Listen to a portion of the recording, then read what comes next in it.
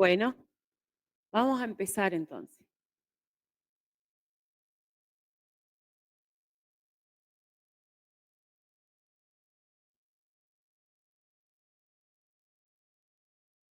Vamos a ver primero anatomía del sistema urinario y después vamos a ver una breve introducción al sistema de fascias. Bueno, ¿qué sería el sistema urinario o excretor? Este sistema que está compuesto por dos glándulas, ¿sí? Que van a ser los riñones, uno derecho y uno izquierdo, y un conducto excretor que está compuesto de varias porciones, un receptáculo o un órgano de receptáculo que sería la vejiga y un conducto que va a estar comunicando este receptáculo con el exterior, ¿sí? Que va a ser la uretra.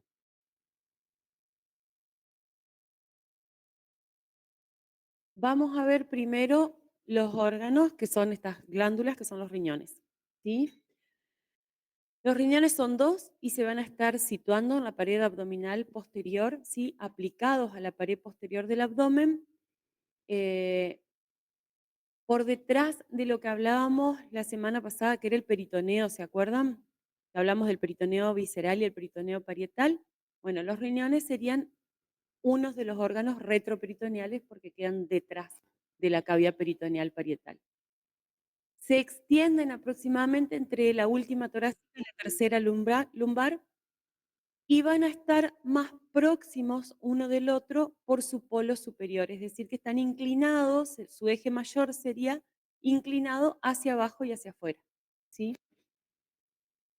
Aproximadamente miden 12 centímetros de largo por 6 de ancho y 3 de espesor, ¿sí? Y tienen un color rojo pardo, pero con un ligero amarillento, ¿sí? Es un color rojo oscuro, digamos, pero tiene como un amarillo, un color amarillo de fondo. Y siempre vamos a ver que el riñón derecho, en relación al riñón izquierdo, va a estar un poquito más abajo, está más descendido.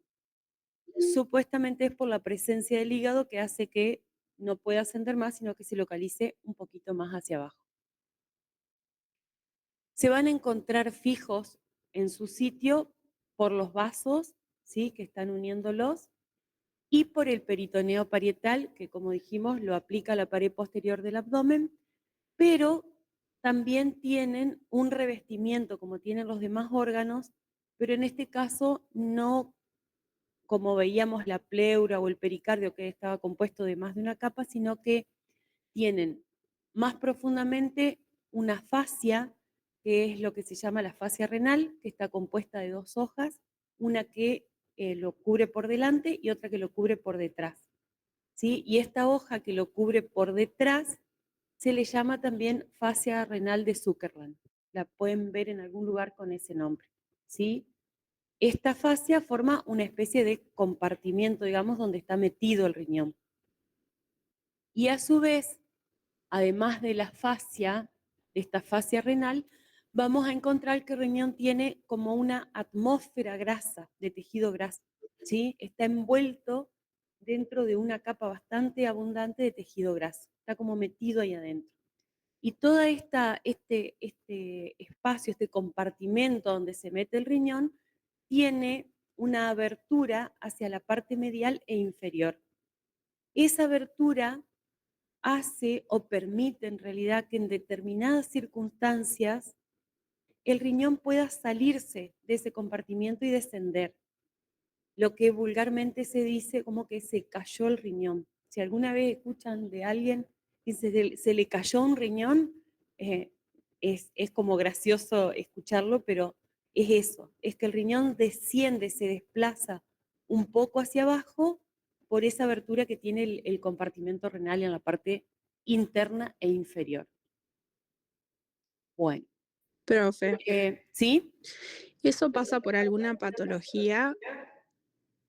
Tengo entendido que sí, o sea que es una situación, no sería una cuestión de una enfermedad, digamos, pero sí no es normal que ocurra. Los riñones suelen tener mucha variedad de alteraciones en la forma, en el tamaño, en la cantidad, ¿sí? Puede haber riñones supernumerarios, o sea que encontramos una persona que tiene 3 en lugar de 2.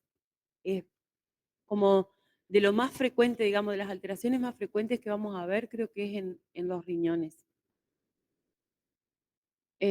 Bueno, tiene la forma de un frijol, dicen frijol es un poroto, ¿sí? En forma arriñonada. Decimos los cuerpos de las vértebras tienen forma arriñonada y el riñón tiene forma de frijol, ¿sí? Y el eje mayor, como habíamos dicho, es hacia abajo y hacia afuera, y estos son de consistencia dura, de consistencia firme, ¿sí? Bien, acá los vemos, fíjense, se extienden aproximadamente hasta la tercera vértebra lumbar, entre la última torácica, ¿sí? Este va a ser el derecho porque está más hacia abajo y este es el riñón izquierdo. Y fíjense que en las dos imágenes podemos verlo, tanto en la vista de frente como en la posterior, a los dos riñones coronados, se dice porque están ocupando su polo superior por las glándulas suprarrenales. ¿Sí? Las glándulas suprarrenales siempre están haciéndole como el gorrito el gorro frigio parece en la parte, en el polo superior del riñón, ¿sí? Y acá podemos ver bien que tienen esta forma de riñón, ¿sí? Con una convexidad lateral y una concavidad medial, ¿sí? Y la relación que tienen con el resto, o con algunos en este caso, de los órganos retroperitoneales. En este caso sería la vena cava inferior y la arteria aorta abdominal.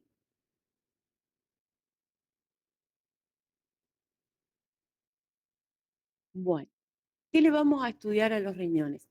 Le vamos a estudiar dos caras, porque son aplanaditos, ¿sí? Dos bordes, dijimos uno externo y uno interno, uno lateral y uno medial. Las caras van a ser anterior y posterior, aunque estrictamente no miren hacia anterior, sino que la anterior mira hacia adelante y afuera, ¿sí? Y la posterior hacia atrás y adentro, ¿sí? Y dos extremidades que también se denominan polos, ¿sí? La cara anterior, bueno, lo que dijimos recién, mira hacia adelante y hacia afuera y va a estar cubierta por el peritoneo siempre a través de lo que habíamos dicho, la fascia y el tejido adiposo, la cápsula adiposa. ¿Sí? Y va a estar en relación con el hígado. Acuérdense que a la derecha teníamos el hígado, que era esta glándula tan voluminosa del sistema digestivo. El colon ascendente, ¿se acuerdan que debajo del hígado teníamos la flexura hepática del colon, el ángulo hepático del colon? Parte del colon transverso, ¿sí? No mucho porque fíjense que el riñón tiene 6 centímetros nada más de ancho. ¿Sí? La segunda porción del duodeno también va a estar en relación con la cara anterior del riñón derecho, porque el duodeno también era un órgano retroperitoneal, era la parte fija del intestino delgado. Y con la vena cava inferior, que habíamos visto hace un ratito, ¿sí? Y la cara anterior del riñón izquierdo va a estar en relación, son muy diferentes las relaciones de uno y del otro, ¿sí? Con la cola del páncreas, ¿se acuerdan? El páncreas que se extendía hasta el vaso, entonces también va a estar en relación por su borde con el vaso, con la tuberosidad mayor del estómago, por delante, con el colon transverso y con el colon descendente, ¿sí? Ahí sí las relaciones son similares. Y la cara posterior va a estar correspondiéndose en la parte más superior a la última costilla, ¿sí? A la costilla doceava, al ligamento arqueado del diafragma, no sé si se acuerdan del ligamento arqueado del diafragma, que era para que pasara el psoas ilíaco y el cuadrado de los lomos, ¿sí? Se va a relacionar también con el músculo transverso del abdomen y con los nervios abdómeno genital mayor y abdómeno genital menor del plexo lumbar, que también se llamaban hilo hipogástrico e hilo inguinal, ¿se acuerdan? Bien. Los bordes, dijimos, el externo es convexo o redondeado, el interno cóncavo, y este borde interno va a presentar una escotadura como si fuera un bolsillo de forma transversal, metido así en el sentido longitudinal, digamos, del borde, pero metido hacia adentro, ¿sí? Y este bolsillo va a ser donde vamos a encontrar el hilio del riñón, ¿sí? Ese bolsillo va a formar en realidad el hilio del riñón. No es que es un espacio en el borde medial, sino que se mete hacia adentro del órgano, ¿sí? Como si nosotros pudiéramos meter los dedos. Y los polos, dijimos un polo superior y un polo inferior, y el polo superior va a estar siempre ocupado por la glándula suprarrenal. Bien, en esta imagen lo que podemos ver con colores, con diferentes colores, son las relaciones de la cara anterior, de uno y del otro, ¿sí? Fíjense que en los dos, el número 1 va a ser la glándula suprarrenal, a un lado y al otro. En el riñón derecho vamos a ver que la mayor parte de su cara anterior está ocupada o relacionada con el hígado, con el duodeno, ¿sí? Con el duodeno, la parte más inferior con el colon y con el yeyuno. Y en el caso del riñón izquierdo vamos a tener en la parte superior la glándula suprarrenal, por debajo de esta el estómago, ¿sí? La cola del páncreas por debajo del estómago y ocupando la mayor parte, el vaso más en su borde lateral, el colon descendente en la parte inferior del borde lateral y el yeyuno en su polo inferior, ¿sí?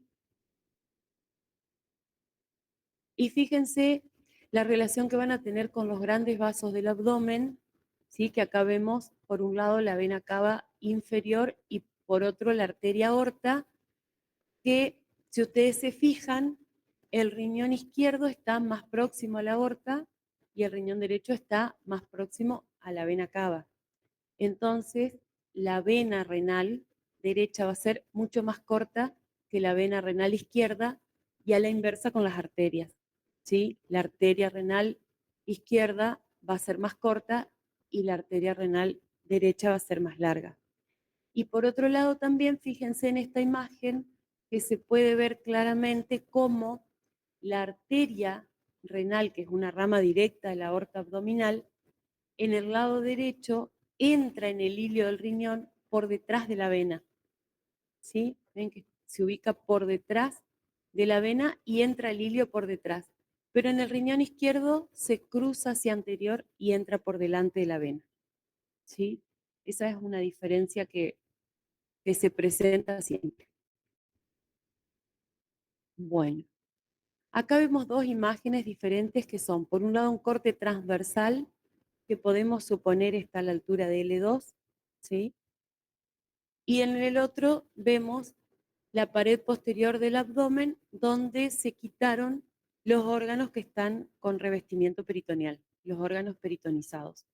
Entonces, de este lado vamos a ver el cuerpo de la vértebra, ¿sí? Para que ustedes se ubiquen, la médula espinal, las láminas, las articulaciones de las apófisis, la transversa, los músculos paravertebrales y los laterovertebrales, ¿sí? Y acá vemos riñón derecho y riñón izquierdo, ¿sí? Esto que vemos acá es la arteria aorta, la vena cava inferior, el páncreas, el estómago por delante del páncreas. ¿Se acuerdan quién era este? El vaso. El vaso, exactamente, el vaso. Acá vemos el duodeno, fíjense, en relación con la cara anterior del riñón derecho, y el colon, ¿sí? El ángulo hepático estaría acá del colon y el colon transverso, ¿sí? Acá los vemos a los riñones por completo en su cara anterior, coronados por las glándulas suprarrenales los dos, y acá vemos el espacio donde se quitó el peritoneo que era ocupado por el hígado, ¿sí? Por parte del hígado. ¿Se acuerdan que el hígado tenía una pequeña porción en su cara diafragmática que era la zona desnuda, ¿sí? Que sería lo que corresponde a esta porción? Vemos el peritoneo recubriéndolo en su cara anterior, su relación con el duodeno, ¿sí? La relación del riñón izquierdo con el páncreas, ¿sí? Y nuevamente vemos toda la relación con el peritoneo. La vena cava inferior, la arteria aorta. ¿Se acuerdan cómo se llamaba este tronco de donde salía la arteria hepática, la esplénica? El tronco celíaco, exactamente. Bueno, un poco por debajo de este, por detrás del páncreas, que por eso no lo vemos, nacen las dos arterias renales. ¿Sí? Bien. ¿Cómo se compone anatómicamente un riñón? Es decir, configuración interna de los riñones. Vamos a tener una capa que dijimos era una capa fibrosa, ¿sí? Que envolvía el revestimiento, la fascia que revestía el riñón, que lo envuelve en su totalidad y se mete en el hilio del riñón, es una capa delgada, ¿sí? Y después vamos a tener lo que es el tejido propio, el estroma o el parénquima del riñón, ¿sí? Que va a estar formado por una porción que se llama medular y una porción que se llama cortical, pero que no van a tener un límite lineal, sino que la medular, que en este caso está representada en esta imagen de acá abajo por color verde, ¿sí? Está formada por lo que se llaman las pirámides de Malpighi o las pirámides renales, ¿sí? Estas pirámides renales, ¿sí? Que son de 10 a 12 aproximadamente por cada riñón, van a tener una base que mira hacia la parte externa del riñón y un vértice que mira hacia el hilio del riñón, ¿sí? Este vértice, que va a formar lo que se llama la papila renal, está perforado. ¿Vieron cómo son los aleritos esos chiquitos de vidrio que son como redondeaditos en la punta y tienen todos los agujeritos? Bueno, imagínense eso, que eso fuera una pirámide renal, ¿sí? Y todos los orificios que tienen la parte del vértice, o sea, en la tapita del salero, estaría acá, ¿sí? En esa parte, en el vértice de la pirámide renal. Entre una pirámide renal y la otra se encuentran estas columnas de tejido renal, ¿sí? Que vemos acá alrededor de las pirámides, que se llaman columnas renales o columnas de Bertin, ¿sí? Que no forman parte de la medular, sino que están entre las pirámides, separando las pirámides. La medular del riñón entonces está formada por las pirámides renales o pirámides de Bertin, ¿sí? Y la cortical, que tiene un color más amarillento, por eso el riñón tiene ese color pardo amarillento, va a estar colocándose todo alrededor de la cortical, ¿sí? Todo, perdón, de la medular, todo alrededor de la medular. Y va a estar formado por las columnas de Bertin o columnas renales, por las pirámides de Ferrein, que ahora las vamos a ver en otra imagen más ampliada, que son pirámides mucho más chiquitas y que se oponen por la base a las pirámides de Malpighi, ¿sí? Las pirámides de Malpighi tienen su base acá y acá tenemos otras pirámides que están así, opuestas por la base a las pirámides de Malpighi. Y entre ellas se encuentra lo que se llama el laberinto, que es tejido renal también, ¿sí? Entre las pirámides de Ferrein, entonces, el laberinto. Esta pirámide de Malpighi, que era parte de la medular, con toda la cortical que la va a estar rodeando a cada una de las 10 a 12 que encontramos en cada riñón, van a estar formando lo que se llama un lóbulo renal, ¿sí? Que desde la superficie externa del riñón humano no se pueden observar. Pero si ustedes han visto en la carnicería a veces que hay riñones, los miran, van a ver que se ven todos como formados por lóbulos, ¿sí? En los animales se nota más. En el riñón humano, si nosotros lo viéramos, la superficie externa es lisa. No se puede observar esa división. Sí están los lóbulos, pero no son aparentes desde la superficie externa del riñón. Entonces, si tenemos entre 10 a 12 pirámides de Malpighi formando la medular, ¿cuántos lóbulos creen que va a tener un riñón? A ver, ¿qué opinan?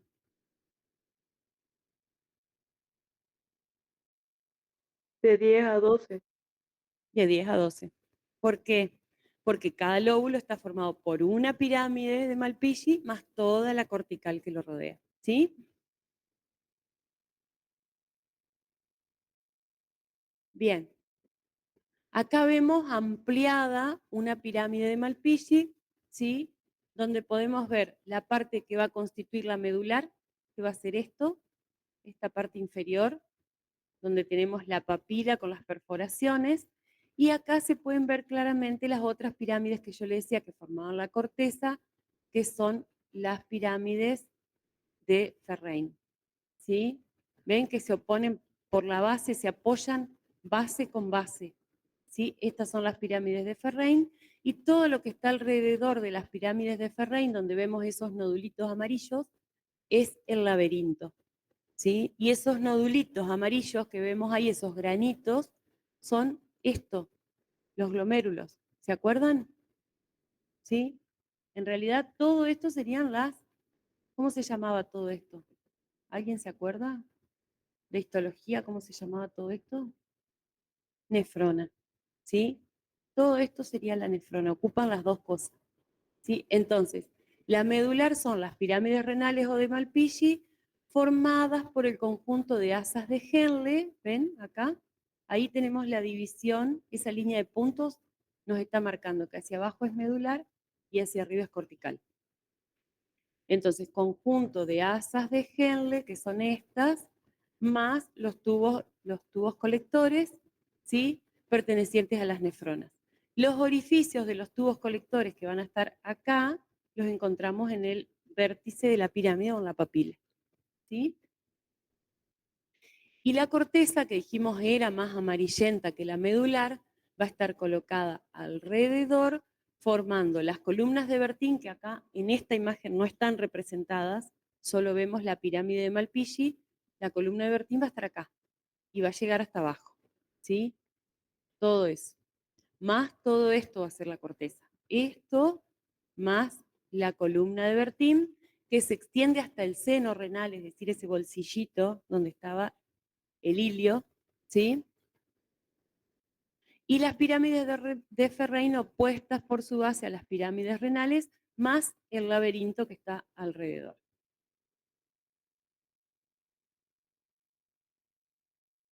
Bien. ¿Cómo está formado entonces el ilio del riñón?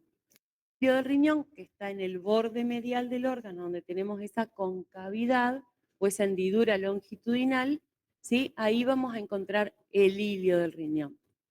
Y en el ilio, ¿se acuerdan? Habíamos definido que era ese espacio donde entraban o salían de un órgano los elementos del pedículo. ¿Se acuerdan? El pedículo era lo que podíamos agarrar y el ilio era el espacio. ¿Sí? Bien. Entonces, ¿cuáles van a ser los elementos del pedículo renal? La arteria renal, que era rama de la arteria aorta que dijimos, venía directamente de la aorta abdominal, rama directa. La vena renal, que va hacia la vena cava inferior. La pelvis renal, junto con los cálices, que se dividen en mayores y menores, que son parte de los tubos, ¿sí? De la vía de excreción. Acá los vemos, ya vamos a ampliar sobre esto, ¿sí? Estos que se unen a las pirámides son los cálices menores que se reúnen para formar los cálices mayores y todos los cálices mayores se juntan para formar esto que tiene forma de embudo, que es la pelvis renal, ¿sí? Que es un elemento del pedículo renal. Entonces, la pelvis renal junto con los cálices mayores y menores, los linfáticos y los nervios. ¿Cuáles son las funciones de los riñones? Principalmente eliminar de la sangre, digamos, todo lo que sea exceso de agua, sal, los desechos de las células, ¿sí? Todo lo que surge, digamos, de la filtración de la sangre en el glomérulo. Y devolver al torrente sanguíneo el agua si es necesario, o parte del agua, los nutrientes y todas las sustancias químicas que sean necesarias para nuestro cuerpo. Van a producir hormonas como la eritropoyetina y enzimas como la renina. ¿Se acuerdan que había un sistema renina-angiotensina que regulaban la tensión arterial? Sí, está relacionado con esto. Participan en el equilibrio ácido-base y justamente por este sistema renina-angiotensina regulan y la cantidad de reabsorción del agua pueden regular la tensión arterial, ¿sí? entre otras funciones. Esas serían algunas. Bien. ¿Cómo está dada la irrigación del riñón? ¿Sí? El riñón, dijimos, recibe irrigación por medio de la arteria renal que provenía de la aorta. La arteria renal se introduce en el riñón y inmediatamente se divide en arterias segmentarias, ¿sí? Que van a ir a los diferentes segmentos, en realidad en un par de arterias segmentarias, que estas se dividen en arterias lobulares, que van a cada uno de los lóbulos, ¿sí? Y estas arterias lobulares se dividen nuevamente en arterias arciformes, que se llaman así porque, fíjense, forman como un arquito en la parte más superior de lo que se llama, de lo que sería la medular y parte de la cortical, ¿sí? Forman ese arquito. Y de ellas nacen las arterias interlobulillares que se van a distribuir por la cortical del riñón. Las venas van a tener la misma disposición, solo que en lugar de ir dividiéndose, se van anastomosando, ¿sí? Porque tienen otro tipo de circulación. Y la inervación van a estar dados por nervios que provienen de la cadena simpática, ¿se acuerdan? Que la cadena simpática se llamaba también torso lumbar, ¿sí? Y el parasimpático cráneo-sacro, ¿se acuerdan? De la cadena dorso-lumbar. Sí, el esplácnico menor en realidad es de la cadena, es un nervio del sistema simpático. Tiene muy poca inervación parasimpática, el riñón. La mayoría de la inervación proviene del sistema simpático. Bueno, y las vías de excreción de los riñones van a estar comprendidas por los cálices, conducto excretorio al riñón. Cálices menores, cálices mayores, pelvis y uréteres, ¿sí? Dijimos que los cálices se dividían en menores y los cálices menores son los que van a ir y se van a unir, ¿sí? O a abrazar el vértice de la papila del riñón, ¿sí? De la papila de la pelvis renal, de la pirámide, ¿sí? De la pirámide de Malpighi, perdón, no de la pelvis, de la pirámide. En el vértice de la pirámide, en la papila de la pirámide renal, estaban todos los orificios de los conductos colectores, ¿se acuerdan? Entonces ahí ahí va a abrazar ese vértice el cáliz menor y se va a reunir con otros, ¿sí? Con dos, con tres, o sea, se reúnen de a dos o de a tres para formar un tubo un poquito de mayor calibre que va a ser el cáliz mayor, ¿sí? Los cálices menores, entonces, va a haber la misma cantidad de cálices menores como cantidad de lóbulos tenga el riñón, porque va a haber la misma cantidad de pirámides de Malpighi, pirámides renales, como cantidad de lóbulos renales, ¿sí? Bien, entonces cálices menores también va a haber la misma cantidad, porque va cada uno al vértice de una pirámide.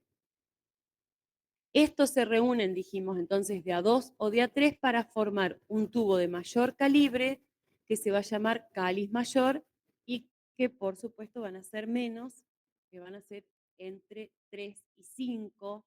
Esto es variable, puede haber un poco más, ¿sí? Y estos cálices mayores, a su vez, se van a reunir todos para formar lo que se llama la pelvis renal, que es esto que vemos acá, que tiene forma de embudo, ¿sí?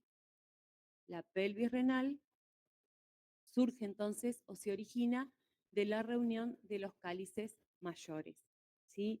Y se va a continuar por su vértice con el uréter, ¿sí?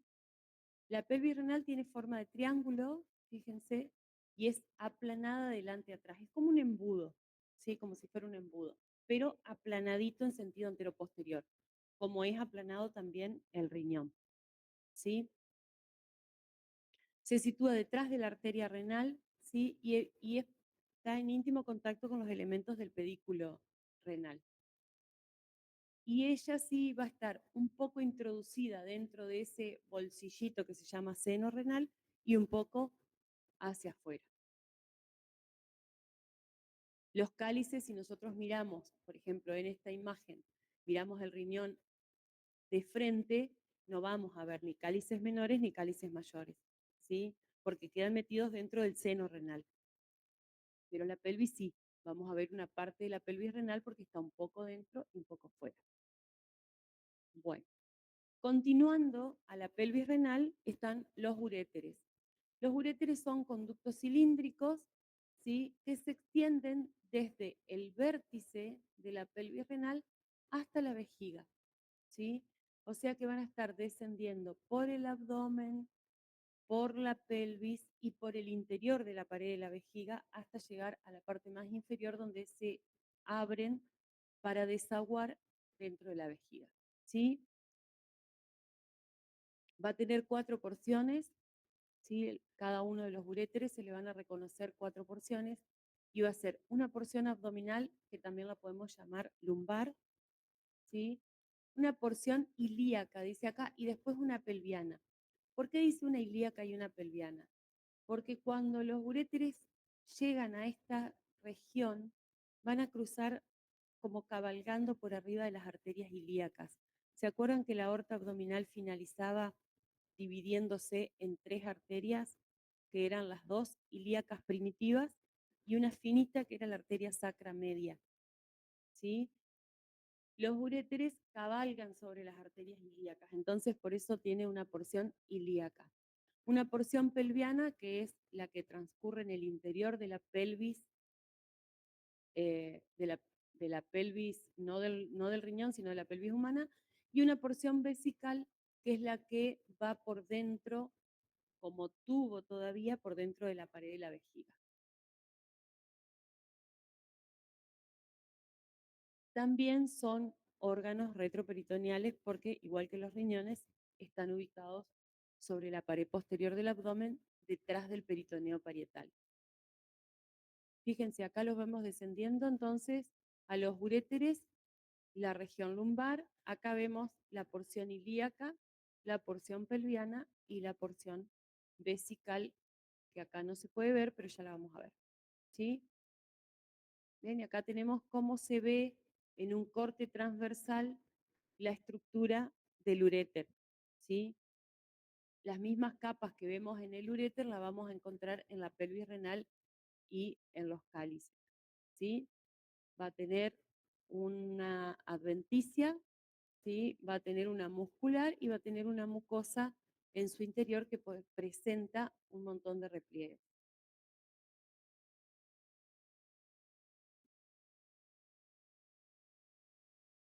¿Qué es la vejiga?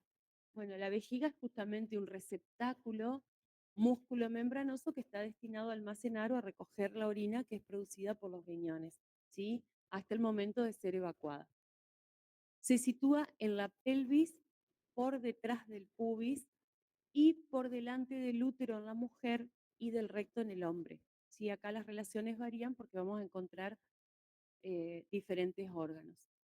Los medios de fijación de la vejiga son la uretra, ¿sí? Que la continúa hacia abajo, la próstata en el hombre, que está situada por debajo de la vejiga y es atravesada por dentro por la uretra, el uraco, que es un ligamento, que es un vestigio, digamos, de un vaso sanguíneo de la vida uterina, ¿sí? Que se oblitera y queda como un ligamento, y los ligamentos pubovesicales. El peritoneo, que también sería un medio de fijación, la va a cubrir por encima. Ustedes imagínense que tienen un globo arriba de la mesa y le tiran una sábana arriba. Entonces va a caer, es como si fuera el peritoneo, ¿no? Va a cubrir la parte superior y va a cubrir parte de los laterales y parte de la cara posterior. Y después se repliega y vuelve otra vez hacia arriba. Esos repliegues se llaman fondos de saco, ¿sí? A donde queda la parte más inferior del repliegue se llama fondo de saco. Entonces, la cubre pero en realidad cubre la parte superior, parte de las caras laterales y parte de la cara posterior. La forma de la vejiga siempre va a ser variable dependiendo si ésta se encuentre llena o vacía. ¿sí? Depende de la cantidad de contenido que tenga. Si está llena va a ser más ovoide y va a sobresalir por encima del pubis, ¿sí? Y si está vacía no, y va a ser como aplanadita. Y la capacidad que tiene, la capacidad media, que sería cuando nosotros sentimos necesidad de orinar o de evacuar la vejiga, es de 150 a 250 gramos, ¿sí? La orina no se mide en centímetros cúbicos, sino en gramos, pero es más o menos la misma cantidad. Esto es muy variable de un individuo a otro, ¿sí? Porque, por ejemplo, dice la capacidad fisiológica máxima, es decir, cuando ya nos resulta imposible retener la orina, ¿sí? Es de 300 a 350 gramos, pero esto puede ser muy superior, ¿sí? Varía muchísimo. Y el músculo de la vejiga tiene esa capacidad de distenderse, ¿sí? Tanto que puede llegar a almacenar litros de orina cuando hay algún impedimento para que la orina pueda salir. Se distiende, se distiende, se distiende y puede llegar a tener litros. Cuando está en un llenado intermedio, digamos, ¿sí? Va a tener 11 centímetros de altura, va a tener entre 8 y 9 en sentido transversal y 6 a 7 en sentido anteroposterior. Le vamos a considerar una base, un vértice y 4 caras que van a formar el cuerpo, digamos, de la vejiga, y va a presentar en su parte más inferior, la base sería de la vejiga, lo que se conoce con el nombre de triángulo vesical, trígono vesical o triángulo de Lito, ¿sí? Lo pueden encontrar de cualquier forma. Ese triángulo de Lito es un espacio triangular que en cada uno de sus ángulos vamos a encontrar la abertura de diferentes orificios. Los dos posteriores van a ser la abertura de los uréteres que venían descendiendo desde las pelvis renales, ¿sí? Desde la cavidad, y la abertura anterior va a ser la uretra. ¿Sí? Esos tres orificios forman un triángulo equilátero en la base de la vejiga. Profe, ¿Sí? ¿cómo más se podía llamar el triángulo de Litue? Trígono vesical o triángulo vesical. Gracias. Bien, acá vemos, fíjense, los uréteres que vienen descendiendo por la cavidad pelviana y estas líneas de puntos sería la porción del uréter que está transcurriendo por dentro de la pared de la vejiga, ¿sí? Para abrirse a este nivel. ¿Sí? Acá no vemos el otro orificio porque la vejiga está seccionada justo a nivel del orificio uretral, ¿sí? Entonces solamente vemos los dos posteriores, ¿sí? Esto es el uráculo, lo que yo les decía, que es un vestigio de un vaso sanguíneo de la vida intrauterina, ¿sí? De la vida fetal, y acá vemos el peritoneo que la está recubriendo, pero que después la abandona, ¿sí? Bueno, ¿cómo está constituida anatómicamente la vejiga? La vejiga posee tres túnicas, que va a ser una serosa externa, que va a ser el peritoneo en la parte que la cubre, y después una serosa que se llama así, serosa, no tiene un nombre particular. Una capa media que está formada por músculos, ¿sí? Por capas musculares, que es el músculo detrusor de la vejiga, que también tiene tres capas, y una capa interna que es la mucosa vesical, ¿sí? Bueno, acá está lo que yo les decía de los fondos de saco, que hay uno que tiene una importancia bastante grande, que es el fondo de saco de Douglas, se llama así, o útero rectal, que forma el peritoneo cuando cubre, vesicuterino, no uterorectal, cubre la vejiga, la parte posterior, y hace ese repliegue y va a cubrir la parte superior del útero, ¿sí?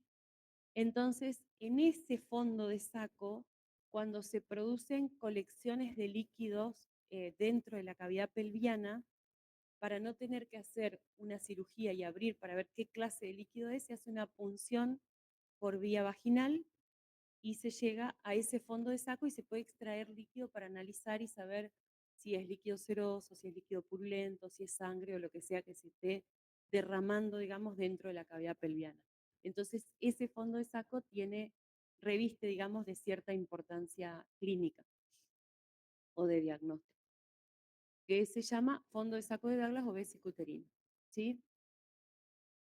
Bueno, la capa muscular, dijimos, posee tres capas, ¿sí? La porción muscular, tres capas de fibras musculares lisas que van a ser una externa longitudinal, una media circular y una interna longitudinal nuevamente.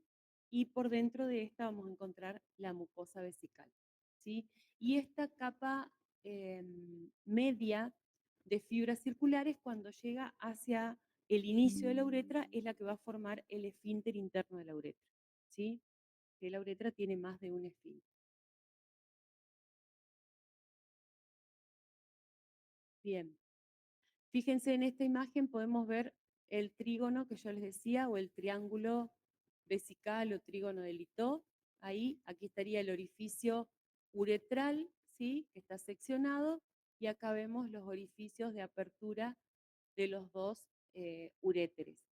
Acá vemos la capa de serosa, la capa muscular y la mucosa por dentro, que va obviamente a adquirir ese aspecto de pliegues cuando la vejiga está vacía y va a quedar lisita cuando esté llena, ¿sí? Acá vemos la serosa con la submucosa o adventicia, por donde transcurren los vasos sanguíneos, el detrusor, el músculo detrusor de la vejiga, la submucosa y la mucosa, ¿sí? Bien, y la uretra, que es la porción final ya de este sistema, es el conducto membranoso por el cual se va a transportar la orina desde el interior de la vejiga hacia el exterior, ¿sí? Y se va a extender desde el trígono vesical, o de la parte más inferior de la vejiga, hasta el orificio uretral externo, ¿sí?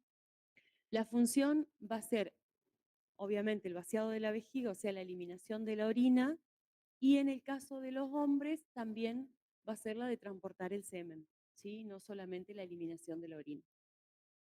Va a poseer tres túnicas concéntricas, el conducto uretral, que de afuera adentro son mucosa, vascular y muscular, y en el hombre también va a tener una capa membranosa y vascular y muscular en el hombre y mucosa y muscular en la mujer. Y ahí terminamos, ¿sí? Esto sería sistema urinario. Vamos a ir ahora a cambiar rotundamente de tema y vamos a ver una breve introducción a lo que es el sistema de fascias, que en realidad sistema de fascias sería como el último tema de anatomía 1, ¿sí? No de anato 2. No es un sistema de órganos, ¿sí?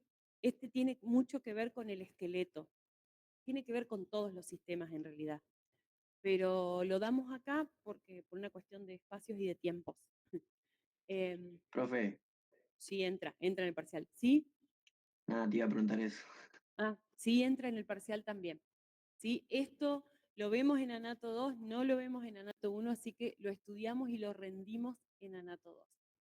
Es cortitito, igual.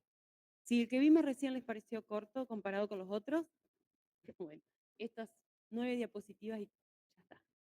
Súper cortito, porque es, como lo dice acá, una introducción al sistema de fascias, ¿sí? ¿Saben lo que son las fascias?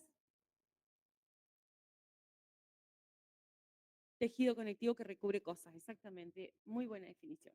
Ahora a ver qué cosas. Sí, recubre todo en realidad. No está mal la definición. ¿Qué es una fascia? Bueno, como dijo la compañera, es tejido conectivo y como su nombre lo dice, como su nombre lo llama, el tejido conectivo es un tejido que sirve para conectar, ¿sí? ¿Qué va a conectar el sistema de fascias? Absolutamente todo, ¿sí? Todo nuestro cuerpo está conectado o comunicado por este sistema, ¿sí?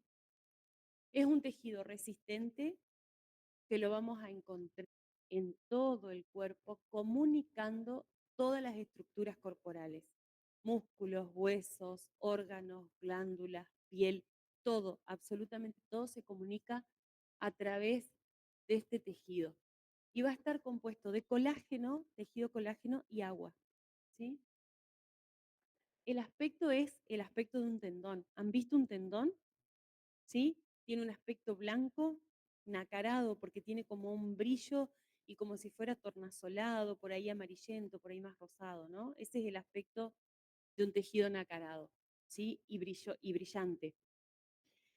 Y vamos a ver que hay lugares donde el espesor de estas fascias es tal que se puede ver claramente y se puede identificar perfectamente bien, como sería el caso de los tendones, ¿sí? De los tendones de los músculos, como es el caso de, por ejemplo, la fascia que divide en los miembros en compartimentos, ¿sí? Para estudiar los músculos por. ¿Se acuerdan que estudiábamos por región anterior del brazo, región posterior? Bueno, lo que separa una región de otra y divide esos compartimentos es fascia y a su vez los envuelve a todos, ¿sí? Ese tipo de tejido son los que se pueden ver e identificar claramente. Y hay otras fascias que son mucho más delgadas y que son más difíciles de identificar, pero por eso no quiere decir que no estén, ¿sí? Están presentes, pero de otra manera, ¿sí? Las vamos a dividir en una fascia superficial y una fascia profunda. Vieron que acá dice fascia superficial y está abreviado tejido celular subcutáneo, quiere decir eso. ¿Sí? Nosotros al tejido celular subcutáneo lo asociamos siempre con el tejido graso, ¿sí? Algunos tenemos más tejido celular subcutáneo, otros menos, pero en realidad es el tejido celular subcutáneo es otra fascia, es la fascia superficial que está cargada de tejido graso, ¿sí? Entonces, fíjense, nosotros tenemos la epidermis, que es la capa más superficial de la piel, la que se va renovando, la que se va escamando. Tenemos por debajo la dermis, ¿sí? Y más hacia la profundidad tenemos el tejido celular subcutáneo, ¿sí? Que es una fascia que está, como acá se puede ver, lo blanco es fascia, ¿sí? Con esos tabiques, ¿sí? Que están conectando la fascia, y está cargada en su interior de tejido graso, ¿sí? Y por ella transcurren, por la fascia superficial, los vasos sanguíneos. Entonces, en el tejido celular subcutáneo, o también llamado hipodermis, ¿sí? Acá tenemos epidermis, dermis e hipodermis, o tela subcutánea también se le denomina.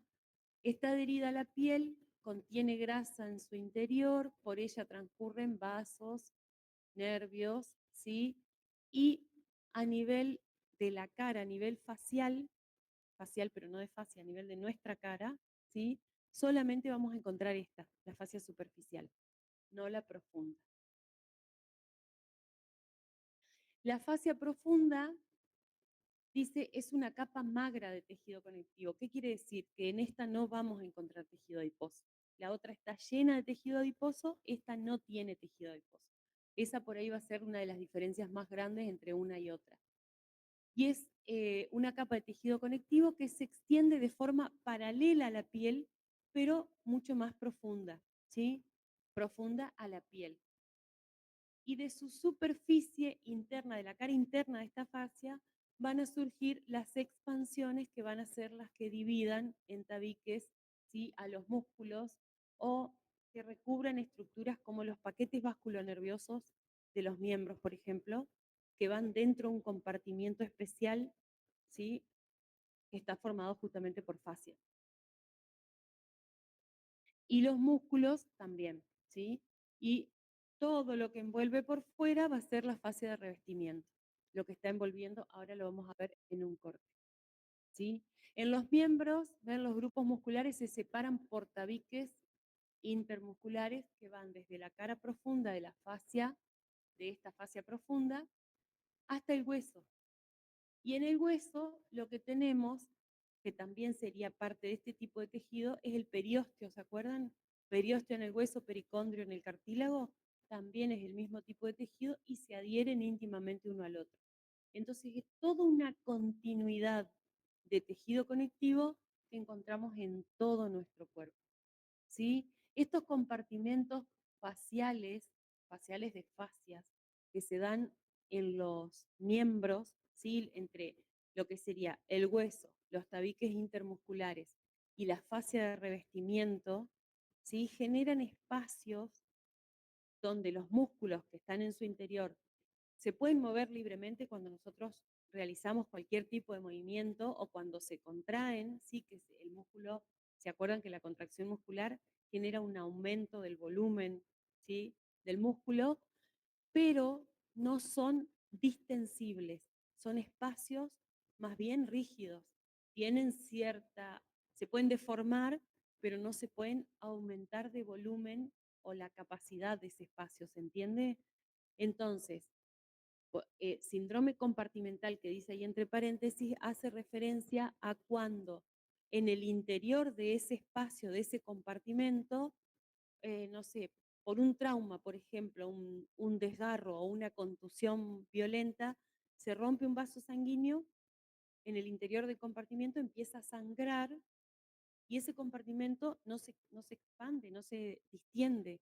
Entonces, esa acumulación de sangre empieza a comprimir el tejido muscular en este caso, ¿sí? Y produce necrosis.